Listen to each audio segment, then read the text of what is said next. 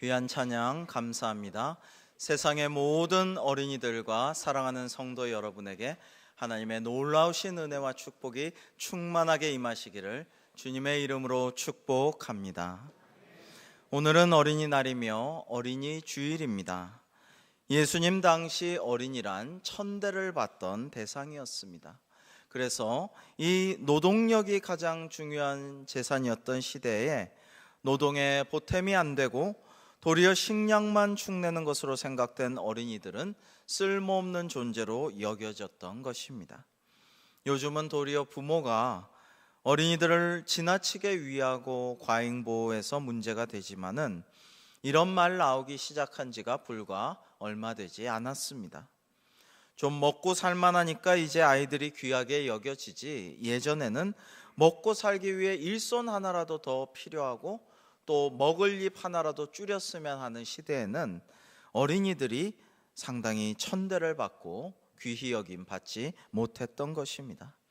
그래서 옛날 이스라엘에선 사람 인구수를 파악할 때도 어른 중에서도 장정들, 힘세고 일할 수 있고 군대 가서 싸울 수 있는 사람들을 수에 셌지, 노약자라든지 어린이들, 부녀자들은 인구수에 세지도 않았던 것입니다. 심지어 고대 사회에서 부모는 자녀를 죽이거나 살릴 권한조차 갖고 있었으며, 이방인의 경우에 자녀가 태어나서 아들이면 살리고 딸이면 죽여도 별로 뭐라고 하지 않는 때도 있었습니다. 그러므로 아이들을 위해 무엇을 한다는 자체가 쓸데없는 시간 낭비처럼 많은 사람이 여기기도 하였습니다. 우리나라에서도 소파 방정환 선생님께서 어린이란 말을 처음 제정하고 어린이날을 만드신 그 이전에는 정말 어린이라는 존재가 미미했고 또 천대를 많이 받았다라는 것입니다. 요즘은 아이들 위해서라면 부모가 뭐든지 희생하는 시대가 되었으니 세상이 참 좋아졌다라고 하겠습니다. 본문에서 사람들이 왜 아이들을 데려와서 예수님께 만져주기를 바랬을까요? 아마도 대부분은 자녀들의 부모가 자기 자식들을 데리고 온 것이 아닐까 생각할 수 있습니다. 부모님이 그 마음에 자기 자녀들을, 아이들을 주님께서 좀 한 번이라도 만져주셨으면, 한 번 바라봐 주셨으면, 축복해 주셨으면, 이러한 간절한 소망으로 데리고 나왔겠죠. 혈루증 걸린 여인이 예수님의 그 옷자락만 만지기만 해도 병이 낫기를 바라고 믿었던 것처럼 아마 그 부모들도 사람들도 어린아이들을 데리고 오는 심정이 비슷했으리라 생각합니다. 참 좋은 귀한 믿음입니다.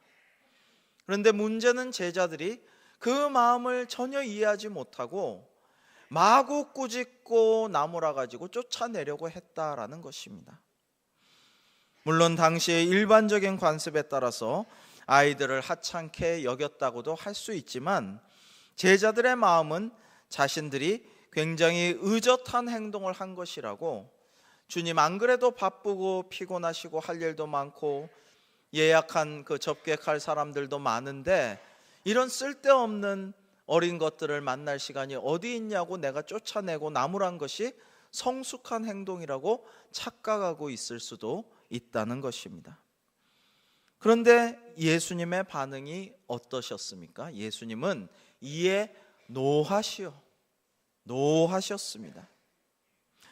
여러분, 마가복음 곳곳에서 제자들은 예수님의 의도와 상관없이 잘 꾸짖는 사람들로 나옵니다. 마가복음 8장 32절에서 베드로는 순환을 예고하신 주님을 한쪽 구석으로 이렇게 모시고 사실은 끌고 가가지고 막 나무라요, 꾸짖습니다. 막 화를 내면서, 한글 성경에는 간하였다라고 했지만 간하다보다 원문의 뜻은 막 꾸짖은 거예요. 예수님을 무슨 이런 얘기를 하시냐고 꾸짖었습니다. 본문 바로 뒤 10장 48절에서도 제자들이 눈먼 사람 바디메오가 큰 소리로 고쳐달라고 외칠 때에 시끄럽고 귀찮게 한다고 막 나무라고 꾸짖었던 것입니다. 이것은 예수님의 뜻과 그 긍휼과 자비하심과 사랑하심에 완전히 반대되는 행동들이었습니다. 그래서 오늘 본문에서도 예수님께서 이 모습을 보고 제자들에게 노하시어 이르되 어린아이들이 내게 오는 것을 용납하고 금하지 말라라고 말씀하셨던 것입니다. 여기 노하시다라는 것은 분개하며 크게 화를 내신 그런 모습입니다. 여러분, 주님은 온유하고 겸손하시며 긍휼과 사랑의 주님이시기 때문에 웬만해서 노하시는 일이 없으시지만 성경에 가끔 그런 모습들이 보이고 있습니다. 마가복음 3장 5절에 안식일에 손 마른 사람 고치신 것을 보고 사람들이 완악한 마음을 품고 있는 것을 아시고 노하셨습니다. 그리고 예루살렘에 입성하고 성전에 가시는데 성전이 만민의 기도하는 내 아버지의 집임에도 불구하고 막 장사를 하고 환전을 하고 그렇게 난전을 펼쳐놓은 것을 보고 노끈을 채찍으로 만들어가지고 다 엎어버리고 쫓아버리시면서 화를 내셨습니다. 오늘도 예수님은 아이들을 내쫓는 제자들을 보고 노하시어 화를 내십니다. 왜 이 정도로 예수님께서 분노하신 것일까요? 여기에는 세 가지 이유가 있습니다. 첫 번째로 예수님께 데려온 사람들의 그 마음을, 그 아이들의 형편과 사정을 제자들이 너무나도 몰라주었기 때문에 화가 나셨던 것입니다. 아마도 예수님께 데려온 그 아이들은 그냥 축복받고 싶어서 주님이 한번 바라봐 주시고 만져주기를 바라고 데리고 온 아이들도 있었겠지만 아마 대다수는 몸이 아프거나 장애가 있거나 마음에 큰 상처가 있거나 영적으로 큰일이 있거나 귀신 들렸거나 참 어려움이 있어서 그 수많은 군중들을 뚫고서 우리 한창 사역에 바쁘신 주님께로 그 아이들을 데려온 것이 아니겠습니까? 그런데 이런 심정을 전혀 제자들은 몰라주었기 때문에 주님께서는 화를 내시고 노하셨다라고 저는 생각합니다. 정현종 시인의 시 방문객이라는 시에 이러한 구절이 있습니다. 사람이 온다는 건 실은 어마어마한 일이다. 그는 그의 과거와 현재와 그리고 그의 미래와 함께 오기 때문이다. 한 사람의 일생이 오기 때문이다. 여러분, 누군가가 나에게 온다는 것은 큰 일이에요. 보통 일이 아닙니다. 또 이 당시에 천대받던 멸시받고 하찮게 여겨지던 어린아이들을 굳이 주님 앞으로 모시고 데리고 갔다는 것은 큰일이죠.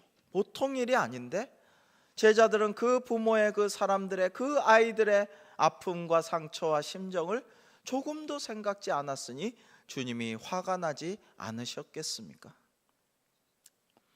오래전에 목회 처음 시작할 때에 제가 교육전도사 마치고 바로 전임이 되어서 이제 막 부목사 안수를 받고 열심히 사역할 때인데 한 집사님이 너무 힘든 표정으로 교회에 오셔가지고 담임 목사님께 기도 좀 받으러 왔습니다. 근데 마침 담임 목사님 멀리 계셨어요. 그래서 지금 너무 멀리 계셔서 늦게 들어오실 텐데 어떡하죠? 그랬더니 아이고 참 큰일이네. 오늘 꼭 내가 기도를 받아야 되는데 정말 작정하고 왔는데 슬픈 표정을 지으셔서 제가 뭐 부족하지만 일단 좀 기도해 드릴까요? 그래. 네네, 부목사님이라도 좋습니다. 좀 기도해 주세요. 제가 지금 많이 힘듭니다. 그래서 기도를 해드렸어요. 그런데 제가 지금 같으면 그분의 얼굴 표정이나 걸음걸이나 그 마음에 느껴지는 영적인 상태를 보고 좀 더 자세히 여쭤보고 마음을 열고 좀 풀어드리고 해서 그 사정이 뭔지를 좀 알고 거기에 적합하게 더 뜨겁게 간절히 기도를 해드렸을 텐데 그때는 경험도 없고 그냥 너무 힘들어 하니까 그냥 무작정 위에서 기도해 드렸어요. 근데 그분의 떠나는 모습이 너무 슬퍼 보였어요. 그분은 다시 담임 목사님께 나와서 기도를 받지 못했습니다. 왜냐하면 며칠 후에 자살하고 말았기 때문입니다. 저는 그때를 생각하면서 종종 너무나도 마음이 아파서 잠 못 이룰 때가 있습니다. 그때 제가 좀 더 너무 경험이 없었지, 너무 분별하지 못했지, 좀 더 제가 붙잡고 이야기를 들어드리고 좀 더 기도해 드렸다면 그 집사님이 사업가셨는데 그렇게 고민하다가 자살하는 극단적인 선택을 어쩌면 막을 수도 있었을 텐데, 이런 후회를 하곤 합니다. 사람이 온다라는 것 정말 귀하고 중요하고 보통 일이 아닌데, 어린아이들이 주님께로 갔는데 그것을 막으니까 노하시고 막지 말아라, 나에게 어린아이들이 오는 것을 막지 말아라, 이렇게 말씀하신 것입니다. 두 번째로, 예수님께서는 어린아이들을 너무나도 사랑하셨기 때문입니다. 이 아이들에 대한 예수님의 큰 사랑은 16절에서 나타납니다. 그 어린아이들을 안으시고 저희 위에 안수하시고 축복하셨습니다. 여기서 안았다라는 말은 팔을 구부려서 이렇게 껴안는 행동인데요, 신약 성서에 딱 2번이 나옵니다. 바로 예수님께서 아이들을 안아주실 때 딱 2번 안았다라는 낱말이 신약 성서에 나옵니다. 예수님은 그토록 큰 애정을 가지고 아이들을 사랑하셨습니다. 부모나 사람들은 우리 아이들 어떻게 한번 바라봐 주거나 한번 만져주셨으면 어떻게 구체적인 기대를 하지 못하고 갔고, 제자들에게 박대를 당하였지만, 나무람을 당하였지만, 그러나 주님께서는 사랑스럽게 안아주시고 안수하시고 축복하여 주신 것입니다. 사랑하는 성도 여러분, 여러분들의 자녀 손들 중에 아주 조그만 어린 아기든지 어린이든지 또 더 큰 장성한 자녀 손이든지 무슨 일이 있고 기도 제목이 있으면 저한테 데리고 오십시오. 제가 간절한 마음으로 주님의 심정으로 안수하고 기도해드리고 축복하여 드리겠습니다. 제 손 위에 주님의 손이 포개어 안수하셔서 성령께서 역사하시고 치유와 회복이 일어나시고 비전을 보게 하시고 지혜와 지식을 알게 하시고 하나님의 축복이 임하실 줄로 믿습니다. 여러분 또한 부모님들과 우리 할아버지 할머니들도 우리 예수님처럼 자기 자녀 손들에게 축복하시고 안수하시고 많이 안아주시고 기도해 주시기 바랍니다. 안수 기도는 목사님이나 기도원 원장님만 한다고 생각하지 마시기 바랍니다. 할아버지 할머니 또 부모님들은 나의 자녀 손들을 축복할 권리를 하나님이 주셨고, 기도하면 하나님께서 들어주시고 복을 내려 주실 줄로 믿습니다. 자주 기도해 주시고 자기 전에 기도해 주시고 축복해 주시고, 그러면 하나님의 놀라우신 은혜와 성령의 역사하심이 여러분의 자녀 손들에게 있을 줄로 믿습니다. 하나님의 나라는 누구의 것인가요? 세 번째, 예수님께서 제자들에게 심히 분개하시고 노하신 이유는 14절에 나온 말씀처럼 하나님의 나라, 마태복음의 표현으로는 천국이 바로 이 어린아이 같은 사람들의 것이기 때문입니다. 예수님께서 제자들의 행동에 노하신 것은 또 하나의 중요한 진리를 가르쳐 주시려고 이렇게 엄히 행동하신 것입니다. 그것은 무엇이냐? 어떤 사람이 하나님 나라에 들어갈 수 있느냐? 어떤 사람이 하나님의 나라를 소유할 수 있느냐? 오늘 설교 제목처럼 하나님의 나라, 하나님의 다스리시는 그 나라는 누구의 것인가? 라는 문제에 답하시기 위함입니다. 결과적으로 하나님의 나라에 들어갈 수 있는 사람은 15절의 말씀대로 하나님 나라를 어린아이처럼 받드는 사람입니다. 여기서 받든다라는 뜻은 떠받든다, 받들어 모신다 이런 뜻만이 아니라 받아들인다, 수용한다 이런 의미를 내포하고 있습니다. 즉 어린아이와 같은 태도로 하나님의 나라를 받아들이고 수용하는 자만이 하나님 나라에 들어갈 수 있고 하나님 나라를 내 것으로 삼을 수 있다라는 말씀입니다. 어린아이들은 순수합니다. 깨끗합니다. 맑습니다. 그리고 솔직합니다. 이런 어린아이들의 특성 때문에 많은 분들은 정말 순수하고 깨끗한 영혼을 가지고 맑고 순결한 신앙생활을 해야만 하나님의 나라에 들어갈 수 있는 것인가 보다라고 생각을 합니다. 그러나 더 중요한 것은 무엇이냐? 어린아이들이 잘 받아들인다라는 그 수용성에 있는 것입니다. 어린이 주일을 맞아 연로하신 담임 목사님이 주일학교에서 설교를 했습니다. 그런데 평소에 교육 전도사님이 하시는 어린이들의 특화된 재미있는 설교만을 잘 듣고 있던 어린이들에게 이 연세 지긋하신 목사님의 설교는 지루하기 그지없었다고 합니다. 그래서 안타깝게도 예배장은 아수라장이 되고 말았습니다. 어린이들은 설교나 강의에서 자기 마음에 안 맞고 못 알아듣겠고 재미가 없으면 자기들끼리 친밀한 대화를 시도하고 그것을 계속 유지하지 않습니까? 그래서 완전히 그냥 떠드는 장소가 되고 말았어요. 그래서 연로하신 담임 목사님은 식은땀을 흘리며 겨우 설교를 끝내셨다고 합니다. 드디어 설교가 끝나고 목사님이 축도를 하시는데 목사님 축도를 본 적이 없는 한 어린이가 궁금하여 친구에게 물어봤습니다. 목사님 왜 손 들고 기도하시지? 그러자 다른 친구가 야 그것도 몰라? 설교를 그 모양으로 했으니까 하나님께 벌 서고 계시는 거 아니야? 손 들고 벌 서는 거잖아. 이렇게 이야기를 했다고 합니다. 여러분, 어린이들 순수하죠? 솔직하죠? 그 영혼이 맑죠? 여러 가지 어린이들의 깨끗함이 있고 특성이 있습니다. 그런데 오늘 본문에서 정말 말씀하시는 것은 뭐예요? 어린이들의 수용성이에요. 그대로 받아들이는 거예요. 스펀지가 물을 빨아들이듯이 정말 백지에 그림을 그리고 글씨를 쓰면 그대로 드러나듯이 어린이들은 그대로 받아들이고 그것을 수용한다라는 것입니다. 부모의 말을 따라하면서 언어를 배우고 부모의 태도와 행동을 따라하는 것이 어린이입니다. 주는 대로 받아먹고 가르치는 대로 배웁니다.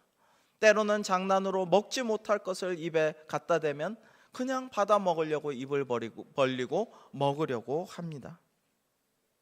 그래서 평상시 부모의 건전한 영성과 정신을 가지고 건전한 행동과 말을 해야만 자녀도 그대로 본받아 건전한 영성을 지닌 건강한 인격으로 자라게 되는 것입니다. 저는 우리 대광교회 와서 참 감사한 것 중에 하나가 그거예요. 우리 4부 예배는 우리가 All Generation Worship을 드리지 않습니까? 근데 가만히 제가 뒤에서 예배 드릴 때마다 보면 정말 진정 All Generation Worship이에요. 연세 지긋하신 어르신들부터 아빠, 엄마, 삼촌, 정말 부자지간, 동서지간, 사위 이렇게 뿐만 아니라 손주들이 또 예배를 드려요. 2층에 올라갔다 내려갔다 하면서 뒤에 어떨 땐 유모차를 탔다가 내렸다 하면서 모든 세대가 예배를 드리고요. 그리고 참 우리 교회를 기뻐하고 여기서 놀고 뛰어놀고 예배를 드리고 즐거워하고 이런 모습이 참 감사하다 이런 생각을 합니다. 예수님께서 말씀하시기를 누구든지 하나님의 나라를 어린아이와 같이 받들지 않는 자는 결단코 들어가지 못하리라. 그곳에 결단코 들어가지 못하리라라고 말씀하셨습니다. 그렇습니다. 우리도 내가 경험이 많다, 내가 나이가 많고 해본 게 많다, 내가 섬기고 봉사하고 공로가 많다 이런 걸 내세워서 자꾸 내 생각, 내 주장을 앞세우려 하지 말고 어린아이처럼 수용성을 가지고 하나님의 말씀 그대로 듣고 그대로 믿고 그대로 순종하고 겸손히 주님을 따라가면 우리에게 놀라운 은혜와 축복이 임하게 될 줄로 믿습니다. 여러분, 근데 이게 어렵죠. 신앙생활 열심히 하고 많이 뭘 좀 안다고 하고 배웠다고 하고 또 우리 집안이 몇 대 기독교 집안이고 하다 보면은 내 나름대로 해온 게 있어요. 내 나름대로 배운 게 있고 관습이 있고 나름의 전통이 있어요. 그러나 여러분, 그런 것들을 너무 고집하지 말고, 그래서 때로는 새가족들이, 예수 믿은 지 얼마 안 된 새가족들이 더 큰 은혜 받고 더 잘 받아들이고 더 겸손히 말씀대로 그대로 행하는 것을 종종 보게 됩니다. 그런 복된 상태가 우리가 돼야 한다라는 말씀입니다. 근데 그게 어렵다는 것이죠. 예수님 당시 예수님 주변에서조차, 우리 주님 주변에서조차 그런 사람들이 많았습니다. 주님의 말씀을, 그 설교 말씀 듣고는 있지만 속으로 딴 생각하고 선입견이 꽉 들어쳐가지고 저 예수님 설교에 어떤 트집을 좀 잡아볼까? 끝나고 율법엔 이랬는데요, 왜 그러십니까? 랍비여 왜 안식일날 고치십니까? 제자들이 왜 금식 안 합니까? 그 말씀은 이것이 어떻고 저것이 어떻고, 그러는 사람들이 예수님 당시에 주님께조차 있었다라는 것입니다. 그리고 예수님을 따르지만 나중에 예수님이 로마를 무너뜨리고 권력을 장악하면 한 자리 해먹고자 그러한 욕심과 장래를 내다보는 야심으로 주님 곁에 지켰던 제자들도 있었습니다. 그 대표적인 사람이 바로 오늘 본문 말씀 뒤에 17절부터 나오는 젊은 부자관원 아니겠습니까?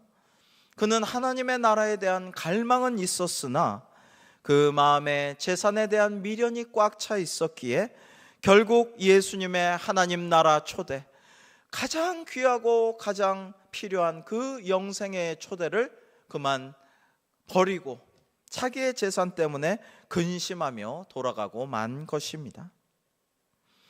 여러분, 이렇게 자기 생각과 선입견과 욕심과 재물에 대한 생각에 꽉 차 있는 사람들이 아닌 어린아이들처럼 순수하게, 그리고 모든 것을 겸손하게 수용하면서 믿고 하나님의 나라를 받아들이는 사람만이 하나님 나라에 들어갈 수가 있는 것입니다.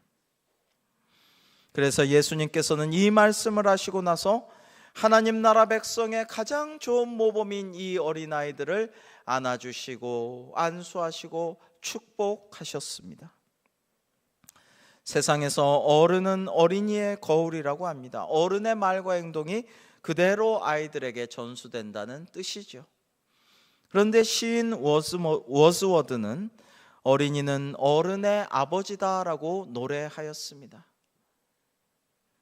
어린이는 어른의 아버지라는 것은 무슨 뜻입니까? 우리 그리스도인들은 영적인 의미에서 받아들일 때 그 시가 참 맞는도다, 이런 생각을 하지 않을 수 없어요. 우리 어른들보다 어린이의 신앙이, 우리 주일학교 때 열심히 했던 그 신앙이 더 깨끗하고 하나님이 나를 온전히 다스리시지 않습니까?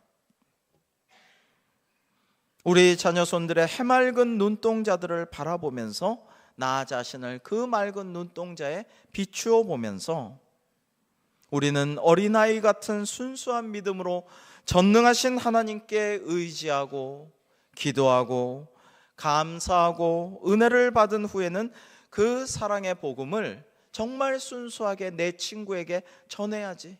이 좋은 복음을 우리 가족에게 전해야지. 이웃에게, 저기 청소하는 분에게, 폐지 줍는 할머니에게 이 복음을 내가 전해야지라는 어린아이와 같은 우리의 심정이 되어야 할 줄로 믿습니다. 다음은 서울의 한 초등학교 글짓기 대회에서 1등한 용욱이의 글인데요, 오늘 어린이날, 어린이 주일을 맞이해서 여러분과 함께 잠시 나누겠습니다.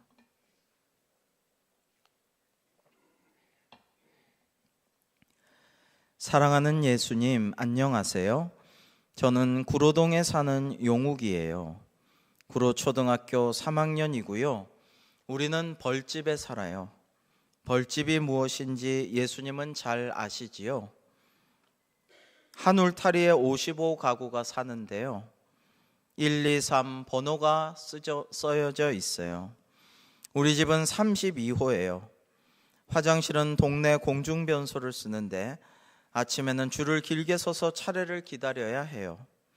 줄을 설 때마다 21호에 사는 순이 보기가 부끄러워서 못 본 척하거나 참았다가 학교 화장실에 가곤 해요. 우리 식구는 외할머니와 엄마, 여동생 용숙이랑 네 식구가 살아요. 우리 방은 할머니 말씀대로 라면 박스만해서 네 식구가 다 같이 잘 수가 없어요. 그래서 엄마는 구로 이동에 있는 술집에서 주무시고 새벽에 돌아오세요. 할머니는 운이 좋아서 한 달에 2번 정도 취로 사업에서 일하고 계셔요. 아빠는 청송교도소에 계시는데 엄마는 우리 보고 죽었다고 말해요. 예수님, 우리는 참 가난해요. 그래서 동해에서 구호 양식을 주지만 도시락 못 사가는 날이 더 많아요.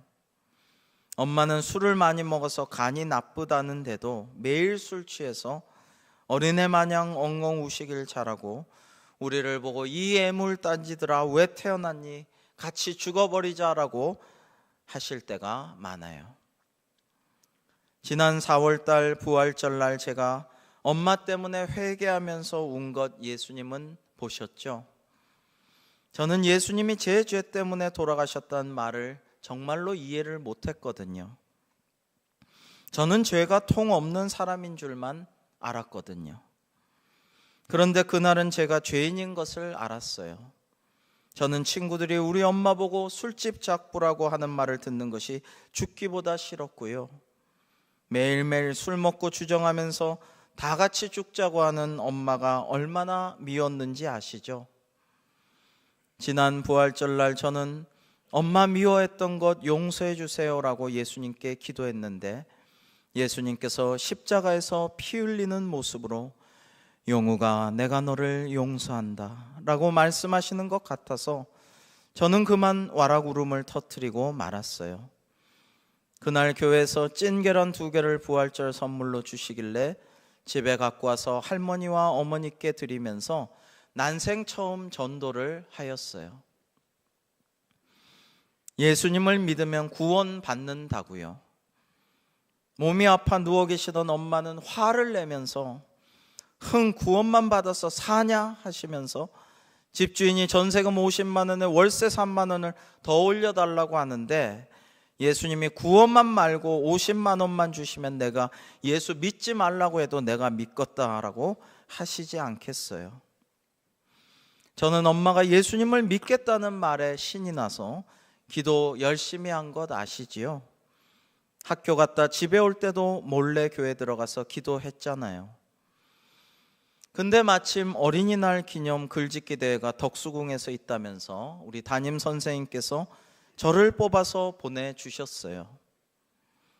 저는 청송에 계신 아버지와 서초동에서 꽃가게를 하면서 행복하게 살던 그때를 그리워하면서 불행한 지금의 상황을 썼거든요. 청송에 계신 아버지도 어린이날에는 그때를 분명히 그리워하고 계실 테니 엄마도 술 취하지 말고 희망을 갖고 살아주면 좋겠다라고 썼어요. 예수님, 그날 제가 1등상을 타고 얼마나 기뻐했는지 아시죠? 그날 엄마는 너무 몸이 아파서 술도 못 드시고 울지도 못하셨어요. 그런데 그날 저녁에 뜻밖의 손님이 찾아오셨어요. 글짓기 심사위원장 할아버지가 동화작가 선생님이신데 물어물어 저희 집을 찾아오신 거예요. 대접할 게 하나도 없다고 할머니는 급히 동네 구멍가게 가셔서 사이다 한 병을 사오셨어요. 할아버지는 엄마에게 똑똑한 아들을 두었으니 힘내라고 위로해 주셨어요. 엄마는 눈물만 줄줄 흘리면서 엄마가 일하는 술집에 내려가 계시면 약주라도 한 잔 대접하겠다고 하니까 그 할아버지는 자신이 지으신 동화책 5권을 놓고 돌아가셨어요. 저는 밤늦도록 할아버지께서 지으신 동화책을 읽다가 깜짝 놀랐어요. 다름 아니라 책갈피에서 흰 봉투가 하나 떨어지는 것이 아니겠어요? 펴보니 생전 처음 보는 수표였어요. 엄마에게 보여드렸더니 엄마도 깜짝 놀라시며 세상에 이럴 수가, 이렇게 고마운 분이 계시다니 말씀하시다가 눈물을 흘리셨어요.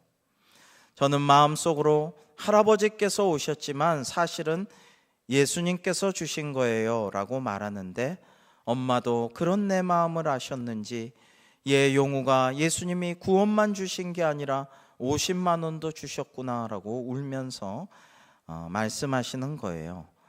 할머니도 우시고 저도 감사의 눈물이 나왔어요.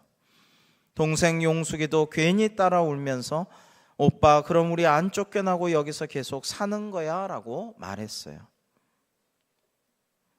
너무도 신기한 일이 주일날 또 벌어졌어요. 엄마가 주일날 교회에 가겠다고 화장을 10개 하시는 것이 아니겠어요?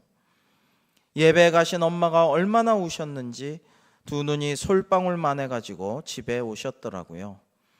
나는 엄마가 우셨길래 또 같이 죽자고 하면 어떻게 하나 겁먹고 있는데, 용우가 그 할아버지한테 빨리 편지 써 엄마가 죽지 않고 열심히 벌어서 주신 돈을 꼭 갚아 드린다고 말이야 라고 하는 것 아니겠어요? 저는 엄마가 저렇게 변하신 것이 참으로 신기하고 감사했어요. 고마우신 예수님, 참 좋으신 예수님 감사합니다. 할아버지께서 사랑으로 주신 수표는 제가 커서 꼭 갚을게요. 그러니까 제가 어른이 될 때까지 동화 할아버지께서 건강하게 사시도록 예수님이 돌봐주세요. 이것만은 꼭 약속해 주세요. 예수님, 너무나 좋으신 예수님, 이 세상에서 최고이신 예수님을 용우기가 찬미합니다. 예수님을 사랑합니다. 끝. 하나님의 나라는 용우기의 것이었습니다. 그리고 용우기는 그 나라를 엄마와 할머니와 누이 동생에게 드렸습니다. 기도하겠습니다. 어린이를 사랑하신 예수님, 저희도 어린이를 사랑하기를 원합니다.